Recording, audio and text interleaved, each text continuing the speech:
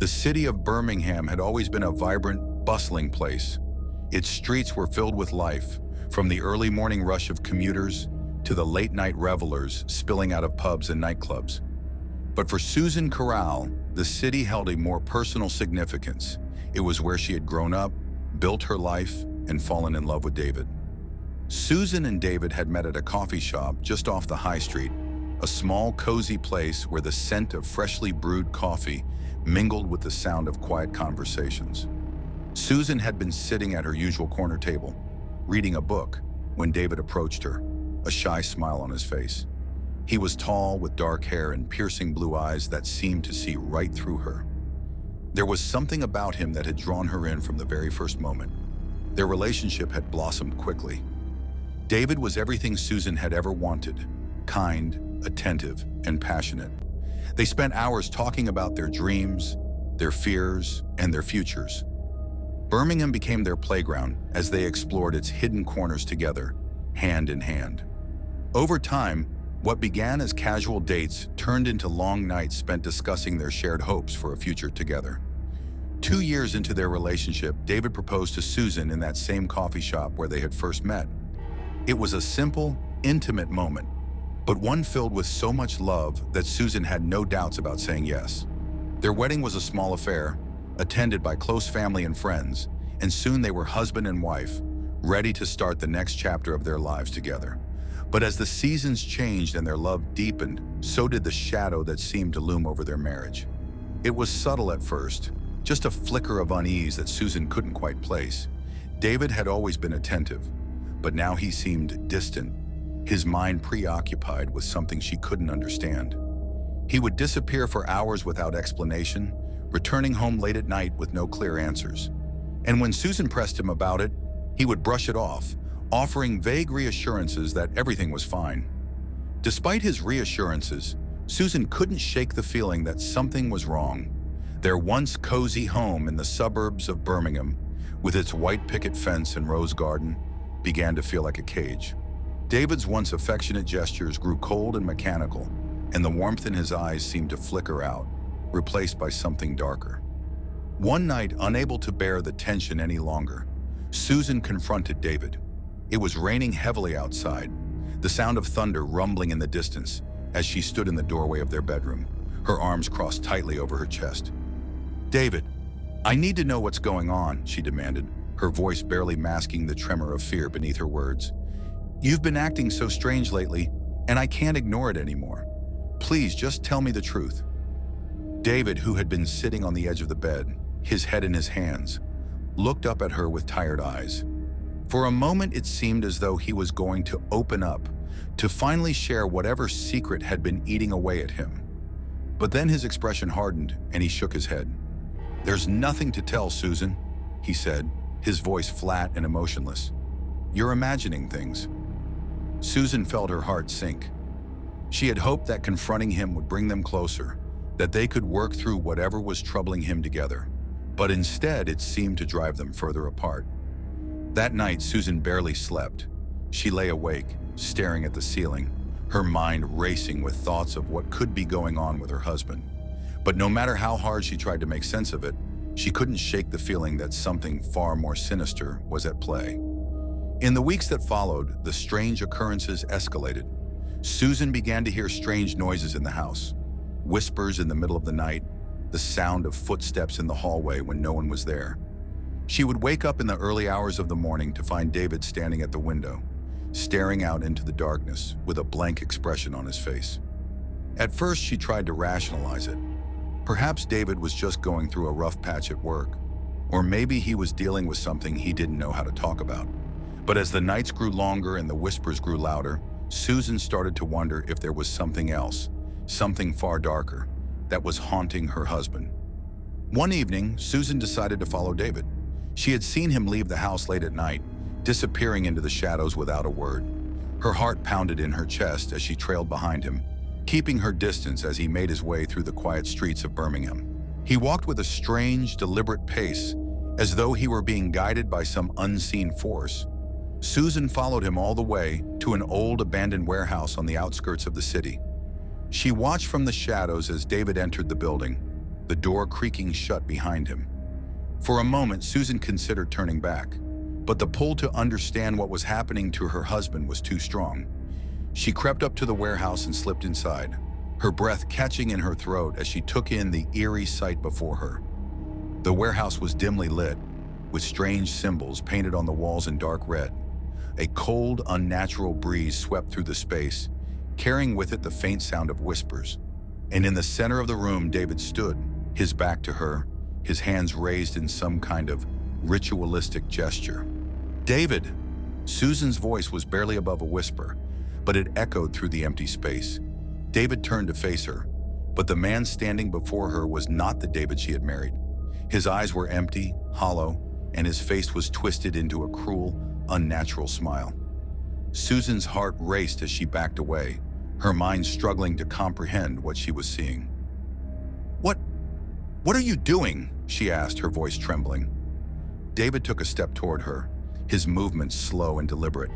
"I had to do it, Susan," he said, his voice low and haunting. "It was the only way." "The only way for what?" Susan's mind was spinning as she tried to make sense of his words. "To protect us," David replied, his voice barely human.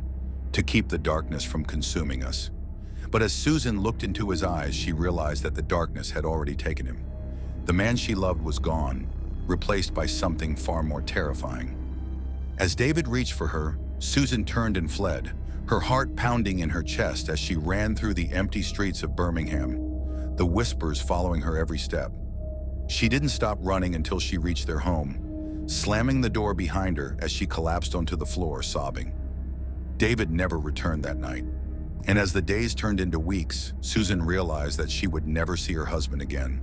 Not as he had been, at least. The man she had loved was lost to the shadows, consumed by whatever darkness had taken hold of him. Story number 2. Montgomery, Alabama was a city with deep roots in history, a place where time seemed to flow a little slower, and the weight of the past lingered in the air. Betty Jean had always loved her hometown, with its old southern charm and quiet streets lined with towering oak trees. Life in Montgomery was peaceful for her, or at least it had been, until she met Tom. Betty Jean was a gentle soul, with auburn hair that fell in soft waves around her shoulders and green eyes that sparkled with warmth. She had lived a quiet life, working at the local library and spending her evenings with her nose buried in a book. It was on one such evening that she first crossed paths with Tom at a small cafe near downtown Montgomery. Tom was different from anyone Betty Jean had ever known. He was charming, with a devilish grin that made her heart skip a beat and a deep voice that seemed to wrap around her like velvet. There was an air of mystery about him that intrigued her, drawing her closer despite the small voice in the back of her mind, warning her to be careful. Their relationship blossomed quickly. They spent long evenings together, walking through the streets of Montgomery, sharing stories and stealing kisses under the stars. Tom had a way of making Betty Jean feel alive in ways she had never felt before, and soon she found herself falling deeply in love. But as the months passed, things began to change. Tom, once attentive and affectionate, grew distant. He would disappear for days at a time, offering no explanation when he finally returned.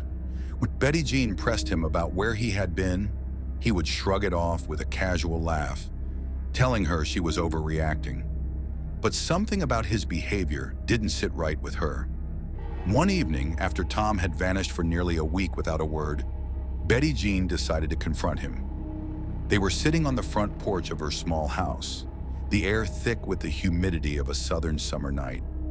The cicadas hummed in the distance as Betty Jean turned to him, her voice soft but firm. "Tom, I need to know where you've been," she said, searching his face for answers.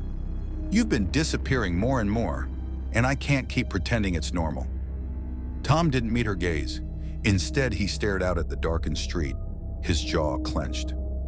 "It's complicated," he muttered. "You wouldn't understand." Betty Jean felt a chill run down her spine. There was something in his tone that made her stomach twist with unease. "Try me," she whispered, reaching out to touch his hand. For the first time since she had known him, Tom pulled away from her touch. He stood up abruptly, pacing the length of the porch like a caged animal. "I can't explain it, Betty Jean," he said, his voice strained. "There are things happening, things I can't control." Betty Jean's heart raced. "What kind of things?" she asked, her voice trembling. Tom turned to face her, and for a brief moment, she saw something dark flicker in his eyes, something that didn't belong there. "You need to stay away from me," he said quietly. "It's for your own good." Before she could respond, Tom turned and walked away, disappearing into the night without another word. Betty Jean was left standing on her porch, her heart pounding in her chest as a cold breeze swept through the trees. In the days that followed, strange things began happening around Betty Jean's house. She would hear whispers in the middle of the night, soft voices that seemed to call her name. The temperature in her home would drop suddenly, leaving her shivering despite the summer heat. And sometimes, out of the corner of her eye, she would see fleeting shadows moving through the rooms. Desperate for answers, Betty Jean began to research the history of her home and the surrounding area. What she found chilled her to the bone. Decades ago, a string of mysterious disappearances had occurred in Montgomery, all linked to a man named Thomas Granger, a man who had been involved in strange occult practices. According to local legends, Thomas had made a deal with something dark, something inhuman, in exchange for power. But the deal had gone horribly wrong, and Thomas had disappeared under mysterious circumstances, leaving behind a trail of death and despair. Betty Jean's blood ran cold as she realized the truth. Tom was not who he claimed to be. He was connected to the dark past of Montgomery, and whatever force had taken Thomas Granger was now reaching out to her through Tom. One night, as the whispers grew louder and the shadows longer, Tom reappeared at her doorstep. But this time, he was different. His face pale, his eyes hollow, as if the life had been drained from him. "I told you to stay away," he said, his voice barely more than a whisper. "It's too late now." Before Betty Jean could react, the shadows closed in, wrapping around Tom like dark tendrils. He let out a scream, his body convulsing as the darkness consumed him. Betty Jean watched in horror as the man she had once loved vanished into the night, leaving behind nothing but the cold, empty air. From that night on, Betty Jean was never the same. The whispers in her home grew quieter, but they never fully disappeared. The shadows still lingered, watching, waiting. She knew that the darkness had claimed Tom, and that it was only a matter of time before it came for her too. Story number 3. The old house at the end of Chestnut Street had always been something of a local mystery in Houston. It stood alone, its windows dark and shuttered, a relic from an era long past. Rumor had it that no one had lived there in over 50 years, and that strange things happened to anyone who ventured too close.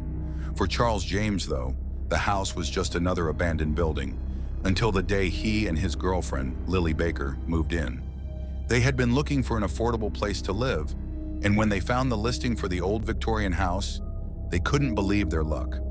The rent was cheap, almost suspiciously so, but the landlord assured them that it was in good shape despite its age. Eager to start their lives together, they ignored the whispers from neighbors about the house's history and moved in on a warm summer day. At first, things were perfect. The house, though old, had a charm about it: high ceilings, antique fixtures, and a porch that looked out onto a sprawling yard. Charles and Lily spent their first weeks painting rooms, unpacking boxes, and making the place feel like home. But it wasn't long before they began to notice small, unsettling things. It started with noises. At night, when the house was supposed to be quiet, they'd hear footsteps in the hallways, faint and distant, but unmistakable. At first, Charles dismissed it as the house settling. After all, it was over 100 years old. But as the nights went on, the sounds became more persistent. The footsteps would start and stop at random, sometimes right outside their bedroom door. Lily was the first to sense that something was wrong. One morning, as they sat together at breakfast, she looked up from her coffee and said, "Do you ever feel like we're not alone in this house?"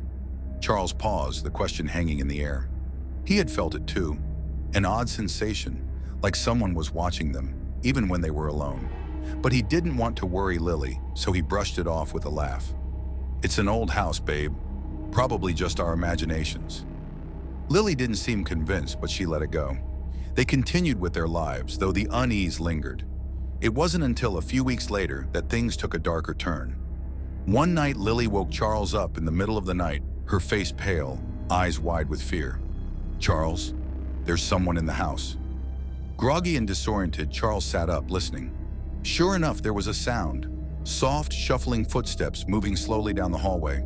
His heart raced, but he tried to stay calm. "It's probably nothing," he whispered, though he didn't believe his own words. Grabbing a flashlight, Charles crept out of bed and headed toward the hallway. The house was eerily quiet now, the footsteps having stopped the moment he left the bedroom. He stood in the hallway, shining the light down the long corridor, but there was nothing there. No sign of movement, no one to be seen. But as he turned to head back to bed, something caught his eye. A shadow just at the edge of his vision, moving swiftly across the far wall. He froze, his blood running cold. For a moment, he thought it was just a trick of the light, but then he heard it again. Those same footsteps, this time behind him. He whipped around, but the hallway was still empty. Charles didn't sleep the rest of the night, and neither did Lily. The next morning, they sat in silence at the breakfast table, both of them too shaken to speak. Something was wrong with the house, and they both knew it. Over the next few days, the strange occurrences intensified. Doors would slam shut on their own, lights would flicker on and off, and objects would go missing only to reappear in odd places. The air in the house felt thick, oppressive, as though something unseen was lurking just out of sight. One evening, after a particularly unnerving day of doors creaking open by themselves, Lily had had enough.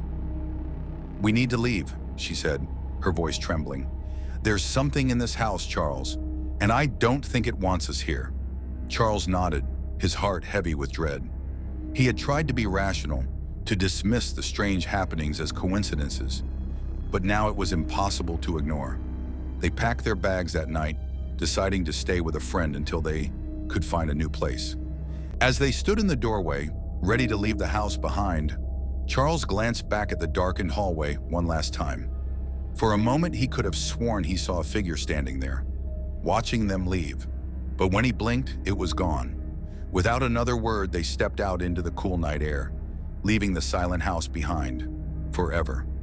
And though they never returned, the house remained, its secrets buried deep within its walls, waiting for the next unsuspecting couple to walk through its doors.